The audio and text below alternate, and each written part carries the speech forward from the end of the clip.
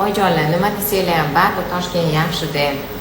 Bizda shunaqangi situatsiyaki, agar bexabar qolganimizda bolamiz nobud bo'lib qolish ehtimoli juda ham katta edi. 2 hafta oldin ko'rganman, muammo bilan raddomga jo'natganman. Hozir onasi bizda yana ham situatsiya og'irlashgan. 3 ta o'ralish chiqib ketmagan. Bola 12 hafta oldingiga nisbatan 10 kun o'sishdan kechikkan va bolani mazasi bo'lmayapti. Endi onasi o'zi tug'ib yurgan ayol, o'zi tug'ishni mo'ljallayapti. Lekin hali kesarvaga ham bor. Biz 36 haftalikmiz. Hali bola ham muddatiga bormagan. Bu yerda nima hal qiladi, nima qilishimiz kerak? Yaxshi dopplerdan tashqari Zulayho opa desanglar, yaxshi KTG. Oddiy eski raddomniki emas. Yaxshi KTGga tushishlari kerak. KTG ko'rsatadi bolani holatini. O'shanga qarab srochniy kesarvaga olish kerak yoki kutish kerak masalasi hal bo'ladi. Tushundinglarmi?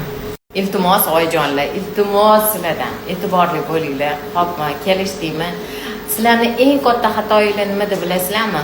Katta srokda bolani qimirlashi o'zi kamayadi deb o'ylashinglar. Tushundinglarmi? Unaqa kamayishi kerak emas. Qaytamga katta srokda zarbalari qattiq bo'lishi kerak. Ana o'shanda yaxshi bo'ladi. Onasi aytibdilar, 3 kundan beri qimirlashi kamayib qoldi deb. Men sizlarga aytdimmi, bolamning mazasi yo'q deb. Suv ham kamayyapti, 3 ta o'ralishi ham bor, yo'ldoshining holati juda yomon holatda. Onasi hozir siqilyaptilar, o'zim tug'samchi deb. Bolani boshiga yetmang, onasi deyapman. Chunki tug'ishi, dardi kelishi, hozir 36 hafta-yu.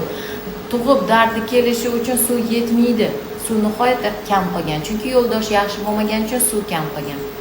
3 kundan beri qimirlashi kamayib ketdi Zulayho opa deyapti. Deyaptilar-da, risk qilmanglar, srazi KTG